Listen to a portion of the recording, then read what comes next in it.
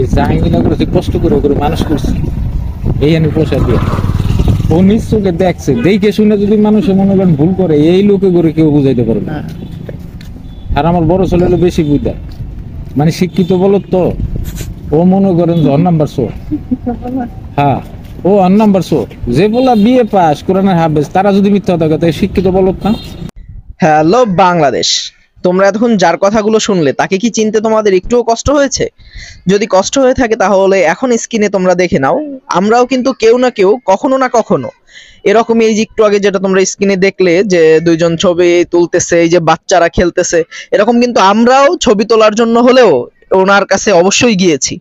ওনার বাবলের সামনে গিয়ে গিয়ে আমরা অনেকেই ছবি তুলেছি। উনি জাহাঙ্গীরনগরে বাবল বিক্রি করেন।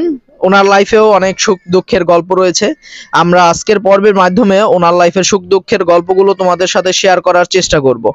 আর জাহাঙ্গীরনগরে আসেনি এরকম সাভারবাসী হয়তোবা নেই। সো অন্তত সাভারে যারা যারা আছো তোমরা, জাহাঙ্গীরনগরে যারা যারা ওনাকে একবার হলেও দেখেছো, তাদের কাছ থেকে একটা করে শেয়ার আশা করতেই পারি। অন্তত এই মানুষটির জন্য একটাবার হলেও শেয়ার করবেন, লাইক, কমেন্ট এবং অলসো সাবস্ক্রাইব। চলুন তাহলে শুরু করি। আচ্ছা আঙ্কেল, ভালো আছেন? আলহামদুলিল্লাহ, ভালো আছেন? হ্যাঁ ভালো আছি। আপনার নাম জানি কি বলছিলেন? আবুল বাশার। আবুল বাশার, সবাই তাকে বাদশা ভাই। বাদশা ভাই বলে। হ্যাঁ, আপনি তো এখানে অনেক ফেমাস, অনেক বছর ধরে। আপনি এখানে মূলত কত বছর ধরে আছেন? 30-31 বছর। 30-31 বছর ধরে এই এক জায়গায়? এক জায়গায় এখানে অনেক করে অনেক অনেক জাহাঙ্গীরনগরের ভিতরেই প্রায় 30 বছর হয়ে গেছে। হ্যাঁ। আপনার গ্রামের বাড়ি কোথায়? আমার গ্রামের বাড়ি পটুয়াখালী, বাউকল থানা, বড়ডালিমা গ্রাম। পটুয়াখালীতে? জি। এখানে আসছিলেন কিভাবে? এখানে আসছিলাম রাগের বশতে, তো মানে শেখ হাসিনার গিরিলা হামলা যেদিন হয় ওদিন মনে করেন আমি রাগ করে মুদি দোকানদারি করতাম দেশে, তখন আমার ফ্যামিলিগত ভাবে বাবার সাথে রাগ করে আমি ঢাকা এসে পড়ি এক কাপড়ে। আসার পরে আইসা রিক্সা চালাইছি কয়েকদিন, তারপরে আস্তে আস্তে আস্তে আস্তে এখানে পরিচিত হয়ে এখানে ঢুকছি। আমি প্রথম গ্যাস মাল ফুলাইতাম আর খেলনা বেচতাম, যদিও বাবুল বেচতাম না, পরে আর কি এইটা এইভাবে জীবন শুরু। তো পোলাপান ছিল না, আমি একা আসছিলাম, পরে আমার ওয়াইফ আসলো। তখন কি বউ সাথে করে নিয়ে আসছিলেন? না, আমি একাই এসে পড়ছিলাম রাগ করে। বিবাহিত ছিলেন তখনও? তখন হ্যাঁ, তখন আমি বিবাহিত ছিলাম, কিন্তু আমি রাগ করে এসে পড়ছিলাম। আচ্ছা। তো তারপরে 5-6 মাস পরে আমার আম্মু ফোন দিল যে বাবা তুমি কই? আমি বললাম আমি সাভার আছি। পরে দেখে দেখো মা বুঝে টুঝে ওদেরকে পাঠিয়ে দিল সাভারে। সাভারে তখন বাসা ভাড়া ছিলাম হলো 500 টাকা করে। 500 টাকা মাত্র বাসা? হ্যাঁ, অনেক বছর আগের কথা তো। মাত্র 500 টাকা। তো ওইভাবে আস্তে আস্তে আস্তে আস্তে চলতেছি, মানে খুব কষ্ট হইতো। তো বড় সেইটার কোন একটা দুঃখের, আমাদের কষ্টের কোন একটা কাহিনী আমাদের সাথে শেয়ার করেন, যেটা মানে একদমই একটু ডিটেইলসে বলার চেষ্টা করবেন যে কিভাবে কি কষ্টের ভিতর দিয়ে গিয়েছেন। চালাই সে সময় হলো 6 টাকা জোড়া ছিল, মানে রিকশাও চালাইছেন? হ্যাঁ, 6 টাকা জোড়া ছিল। সাভার স্ট্যান্ড থেকে সাভার নামা বাজার মানে 3 টাকা 6 টাকা, মানে দুইজন মানুষের টাকা ছিল। তো ওই সময় চালের কেজি ছিল 25 থেকে 30 টাকা। তো কোনো রকম মনে করেন চলা যেত, কারণ দুই ছেলে, আমরা দুইজন 4 জন, মানে খুব কষ্ট হইতো। মানে 2 ছেলে, আপনার হাজবেন্ড ওয়াইফ 2 জন? হ্যাঁ। তো তারপরও মনে করেন আস্তে আস্তে আস্তে আস্তে যখন এই ব্যবসার ভিতরে ঢুকি, তখন এখানে ঢোকার পরে কিছু টাকা কিস্তিতে। গাড়ি চালাইছেন কত দিন আর কি? কত বছর? গাড়ি চালাইছি 3-4 মাস। রিক্সা চালাইছি। রিক্সা চালাইতে পারতাম না, যদিও একজন কাছে শিক্ষা, তারপরে চালাইছি। তারপরে এই জাহাঙ্গীরনগরে যখন ঢুকলাম, ঢোকার পরে একজনের কাছ থেকে লোন নিয়ে। এখানে ঢুকছিলেন কিভাবে, মানে কি মাধ্যমে, বা এখানে কি এইটা দিয়ে কি শুরু করছিলেন? না, ওই গ্যাস মাল ফুলাই দেবেন, গ্যাসের যে বেলুন গুলো। আচ্ছা আচ্ছা। কিভাবে, কার মাধ্যমে এখানে আসা? এটা আবার একজনের সাথে পরিচিত হয়েছিল, রিক্সা চালাইছে এই সময় পরিচিত হয়েছিল। ওনার নাম হলো বাবু। তো ওনার মাধ্যমে পরিচিত হয়ে ওনার জন্য এই বোতল নিলাম কিস্তিতে, ডেলি 50 টাকা। তারপরে ওনার জন্য এই বোতল নিয়ে উনি আবার আমরা সবকিছু শিখিয়ে দিল, আর উনি 6 পিস মাল দিল আমারে, জাস্ট 6 পিস মাল দিয়ে আপনার আর কি ব্যবসার জগতে আপনার পদার্পণ শুরু? হ্যাঁ। তখন ওই 6 পিস মাল বেচছে ওনারা টাকা দিয়ে, তারপর আবার 6 পিস নিতাম। এরকম করতে করতে করতে করতে আস্তে আস্তে আবার ওই কিস্তি নিলাম, একজনের কাছে পরিচিত হইলাম। পরে 10,000 টাকা কিস্তি নিয়ে এই যে চালান বাড়াইলাম। এটা কত বছর আগের কথা? তাও 15 বছর আগে। 15 বছর আগে? অনেক অনেক আগের কথা। তখন গ্যাস মাল ছিল হলো, মানে বেচতাম বেশি, কিন্তু কিনা ছিল আমার 30 টাকা, কিন্তু বেচতাম 100, 150, 80 এর নিচে বেচতাম না। তারপরে মনে করেন পোলাপান আবার স্কুলে লেখাপড়ার খরচা, তো বড় পোলা স্কুলে থাকতো, ওর প্রাইভেট, তারপরে স্কুলের খরচা নিয়ে আমার খুব একটু কষ্ট হইতো, একা মানুষ, যদিও পারতাম না। দুই ছেলে বোন, না? হ্যাঁ, দুই ছেলে, দুই ছেলেই তো পড়াশোনা করে। দুই ছেলেই পড়াশোনা করতো, ওই সময় করতো। আচ্ছা। তো তারপরে যখন এখানে আমি ঢোকার পরে মোটামুটি কাদায় ভালোভাবে চলতেছি, হঠাৎ করে এই করোনার এই যে করোনা আসলো, লকডাউন দিল, তার এক সপ্তাহ আগে আমার ওয়াইফ আর কি অ্যাক্সিডেন্ট করলো, গ্যাসের বদলে মুখ ছিটে গেছিল। মানে এই যে ঘরে রান্নার যে গ্যাস। হ্যাঁ, মুখ ছিটে যাওয়ার পরে এনামে ভর্তি করলাম। এনামে একদিন এক রাত্রে নিল 1,35,000। ওরে বাবা। তারপরে নিয়ে গেলাম শেখ হাসিনা ঢাকা মেডিকেলে, ঢাকা মেডিকেলে রাখলো না, পরে শেখ হাসিনা মেডিকেলে মানে নিয়ে এ নাম দিয়ে ঠিক হয়নি, না এ নামে তারা ঠিক করতে পারে না, পরে নিয়ে গেলাম। পরে বিকাল 5টা বাজে কোনো মেডিকেল ভর্তি করে না। পরে আমি চাঙ্গার পোলের দাঁড়ায় কাঁদতেছি। পরে পরে 3 জন পুলিশ আইসা বলছে, বান্ডারি কান্দেন কে আপনি? ভাই এই ঘটনা, অ্যাম্বুলেন্স কয়ে যাবো, আপনি রুগী রাখেন। পরে আর কি করুন, পরে পুলিশটা আসলো মানে ঢাকা চাঙ্গার পোলের দাঁড়ায় শেখ হাসিনা মেডিকেলের সামনে।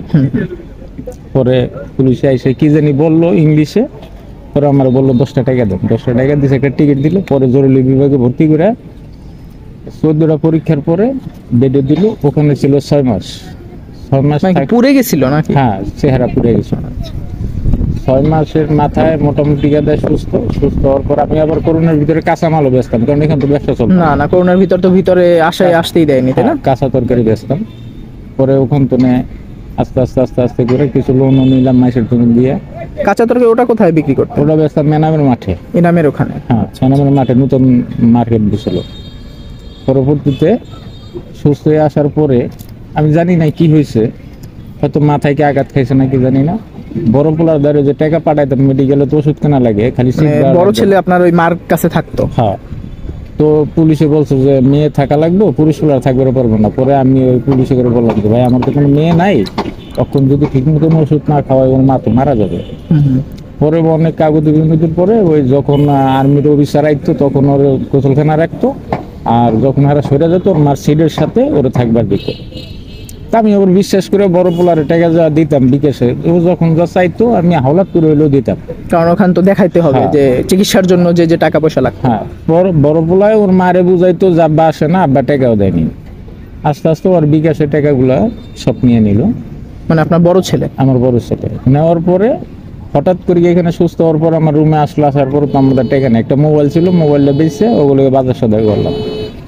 18,000। তখন আপনি কিছু করতেন না যখন আপনার স্ত্রী আবার আসলো? তো কাঁচামাল বেচতেছি, কাঁচামাল তো কিছু হয় না, 7-8 জন মানুষের খাওয়া হয় না, যারা দেখতে হয় তাগুলো তো খাওয়াইতে হয়। হ্যাঁ, আবার 2 রুম ভাড়া হইলো 3,000 4,000, কারে মিলে 5,000 টাকা পড়তো।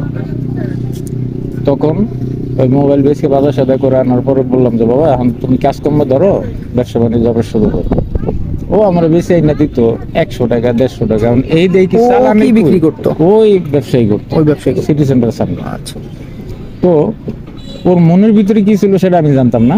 তো আর আমি বললাম যে বাবা এইভাবে তো আমি চালাইতে পারবো না, তুমি অন্য চেষ্টা করো, তুমি হয়তো জুদা খাও আর নয়তো ব্যবসা তুমি নিজে পার্সোনালি করো। হঠাৎ করে ওর রাগ হয়ে গেছে, ওর বউ নিয়ে আইয়া বউ বাসা ভাড়া পেয়েছে। তারপরে ওর মাও গেল রাগ করে আমার সাথে। ওর মা মানে আপনার স্ত্রী উনি কি ওই ছেলের সাথে চলে গেছে? যে তুমি পোলা নামাই দিছো, আমি গেলাম। আমি ঠিক আছে তুমি যাও গা, কারণ আমারে লোন আনিয়ে দিবের গা, আমি যে টাকা লোন মানে ঋণে আছি ওই টাকাই দিতে পারতাছি না, আবার কি আমি লোন আনিয়ে আমি মাল আনিয়ে দেবো, যদি পরবর্তীতে না দিতে পারি তাহলে আমি লোন আনতে পারবো না, সমস্যা হবে, আর আমার ঋণ কেমন নাই। পরবর্তীতে ওর মায়ের একটা চর দিলাম, ওই চরের গতিকে ওর মা মাস 2 ভিতরে আমার ডাইভোর্স দিয়ে ওর পোলার সাথে চলে গেল। আপনার ডিভোর্স দিয়ে দিছে? হ্যাঁ। এটা কত বছর আগে?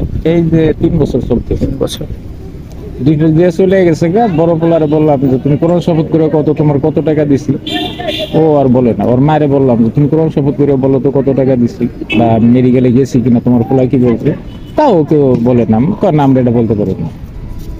পরবর্তীতে যার যার মনে হয়ে গেছে গা, তখন লাস্টে আমার তো কুড়ে কেটে খাইতে হবে। হ্যাঁ, সেটা তো অবশ্যই। পরে মনে করেন একটা ছোট ছেলে তো ছিল আপনার সাথে? ছোট ছেলে 1 মাস ছিল, পরবর্তীতে ওরও নিয়ে গেছে।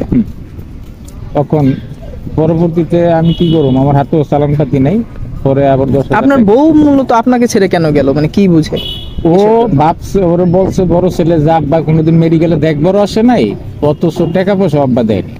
সবকিছু আপনার বড় ছেলেই চালাইছে, ও এইটা বলছে। হ্যাঁ, এর জন্য তখন আমি মানে আরো প্রশ্ন করছি যে, তোমার বড় ছেলে ওখানে ছিল, তোমার বড় ছেলে কামাই করতো না, আমার সংসারে থাকতো, তো টাকাটা কই পেলো, কে টাকা দিল, কে তোমার ভর্তি করলো? সেটাই তো, এটা তো বোঝার বিষয় আছে। তো ও এটা না বুঝলেই ও কয় না তুমি যাও না, আমার বড় পোলাকে মিথ্যা কথা কয়, আবার এর মধ্যে রক্ত লাগছে 14 ব্যাগ। কিন্তু আপনার বড় ছেলে এরকম কেন করলো? এরকম কেন করলো আমি জানি না, তবে কার বুদ্ধি নিচ্ছে সেটাও আমি এখন পর্যন্ত জানতে পারি না, আমি তার সাথে কথা বলি না। তো ও কিন্তু বিয়ে পাস, কোরআনের হাফেজ, তারপরও মিথ্যা কথা বলছে। মনে করেন এই মাঝখানে যখন আমার চালান ছিল না, আমি চালান করলাম, আমার এক বন্ধু দিল, ব্যবসা আস্তে আস্তে শুরু করলাম, এখানে স্যারেরা দিল সবার সহযোগিতা। তারপরে মনে করেন আমার পকেটে টাকা থাকলে বড় ফলাই কান্দা দিয়ে টাকা নিয়ে যায়। আমি কি না তুমি তো তা আপনি টাকা তখন তাদেরকে টাকা দিছেন বড় ছেলেকে আবার? আমি ছেলে তো জোর তোর করতে পারি না, পকেট দিয়ে নিচ্ছে আব্বু আমার লাগবে। আপনি তাহলে একাই থাকেন? আমি বর্তমানে একাই থাকি, কারণ আমি কোনো মেয়ে লোক আমি বিশ্বাসই করি না। এখন আপনার যে স্ত্রী ছিল, তারপর 2 সন্তান যারা, তারা আপনাকে এখন আর দেখে না কেউ? মানে ফোন দেয়, আমি কারো ফোন রিসিভ করি না, অথচ যদি মনে করেন ওদেরকে ওখানে দেখি আমি আরেক জায়গায় চলে যাই, কারণ আমি পিছিলা কথাগুলা আমি আর মনে করে পারছি না। আমি কখনো মিথ্যা কথা বলি না, আর সাধারণত আমি যে মিথ্যা কথা না বললোই না যে আপনি জীবনটা বাঁচবে, এছাড়া আমি কখনো মিথ্যা কথা বলি না। আমি কিন্তু নামাজ পড়ি, তাহাজ্জুদ নামাজও পড়ি, তো আমি যদি মিথ্যা কথা বলি তাহলে আমার মুখের কথা সঠিক হবে না, অপবিত্র হয়ে যাবে। তো তারপরও আমার বড় ছেলেও জানে যে আমার সাথে মানুষ বসে বা সবটার পরে আমি যখন কাজ শেষে যাই, সবাই আমরা একসাথে বসি, সবাই কথাবার্তা বলি হাদিস কোরআন সম্পর্কে, বা ও জানে, ও কোরআন শরীফ পড়তে জানে। তো তারপর বুঝা শুনে যদি কেউ ভুল করে যে আমি বুঝি নাই, বুঝা যদি বলে যে আমি বুঝি নাই, তার কি বুঝান যাবে? না না, সেটাই তো বুঝদার মানুষেরও বুঝান যায় না, আর যে বোঝে না তার আস্তে আস্তে বুঝান যায়। তো এখন তো আপনি এইভাবে- পরবর্তীতে আর মানে ফেরানোর চেষ্টা করেননি আপনার স্ত্রী তারপর না, সন্তানদেরকে? আমি এরকম কোনো পদক্ষেপ নেই, আর আশা করি যে আর নিব না, কারণ আমি মনে করি যে আমার যে দিনটা গেছে, আমি যেভাবে কষ্ট করছি, উপর আল্লাহ তো আছে, উনিই বিচার করবে, বিচার করার মালিক আল্লাহ, আমি কিছুই না। তবে আমি ওনার উপর ভরসা, উনি, আমি আশা করি যে উনি বিচার করবে। সত্য কখনো প্রকাশ মানে বুঝাবে থাকে না, হ্যাঁ, চাপা আর থাকে মিথ্যার না। ধ্বংস হবে, হবে। আমি এটা পান না। তাকে এখন যেভাবে আছেন আপনি, কি মোটামুটি রান্না বান্না খাওয়া দাওয়া সেসব তখন আমার রান্না বান্না খাওয়া দাওয়ায় 3 বছর হোস্টেলে, হোস্টেলেই করেন? হ্যাঁ, এখান থেকে খাইয়া যায়, এখানে মাল রেখে যায়। আবার সকালবেলা যখন ঘুম থেকে আসি, চা নাস্তা খাই আইসে আবার এখানে দুপুরে খাই, বিকেলে খাই, আমি চলে যাই বাসায়। আচ্ছা, এই পর্যন্ত। আর আব্বা মারে প্রতি মাসে মনে করেন 2000 টাকা দেওয়া লাগে। আবার আব্বার যদি কোনো সমস্যা আর বেশি থাকে, আপনি আপনার যে আব্বা আছেন ওনাকে হ্যাঁ। 2000 করে প্রতি মাসে দিতে হয়? দিতে হয়। এইটাই, এই যে সন্তান হিসেবে আপনি যেটা এখন পালন করছেন, কিন্তু আপনার ছেলে ওইটা আর কি এই কিছুক্ষণ আগে কিছুই রাগ করলো না। করছে, কয় আমি গরু গোস খামো, তুই টাকা দিবি 1000, আমি কাবো তুমি নেও, আমি এবার কালকে আবার বেচা কিনে করে আবার দিবো। কারণ হে অক্ষণ আমার লাগে রাগ করে, কিন্তু আমি রাগ করবো কার লাগে, আমি বুঝাম মুখার। এইটাই। কিন্তু এটা আমার ব্যর্থতা, হয়তো আমার ছেলেকে আমি বুঝাতে পারি। এই জাহাঙ্গীরনগর করতে কষ্ট করে করে মানুষ করছে, এই আমি পয়সা দিয়ে। ও নিজ চোখে দেখছে, দেখে শুনে যদি মানুষের মনে করেন ভুল করে, এই লোকে করে কেউ বুঝাইতে পারবে না। হ্যাঁ। আর আমার বড় ছেলে হলো বেশি বুঝা, মানে শিক্ষিত বলো তো, ও মনে করেন যে অন নাম্বার শো, হ্যাঁ ও অন নাম্বার শো। যে বলা বিয়ে পাস কোরআনের হাফেজ, তারা যদি মিথ্যা কথা কয়, শিক্ষিত বলত না। আর আমরা তো লেখাপড়া করি নাই, আমরা হয়তো ভুল করতে পারি। আচ্ছা, ধন্যবাদ আপনারে। আপনাকে ধন্যবাদ। Thank you for being with